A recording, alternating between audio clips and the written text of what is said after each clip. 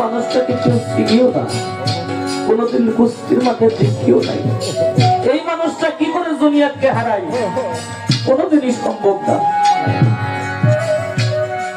পুনরায় আবার ওই কুস্তি খেলা আবার শুরু করে দিচ্ছে। দুনিয়ার মুখটাকে আবারও হেরে গেছে। এইরকম ভাবে 3 বার যখন হেরে গেল, যে দুনিয়া কোনদিন হারে নাই, ওই দরবারের মানুষ তাকে জুতা দিয়ে ঢিল মারে, ইটা দিয়ে ঢিল মারে, পাথর দিয়ে ঢিল মারে।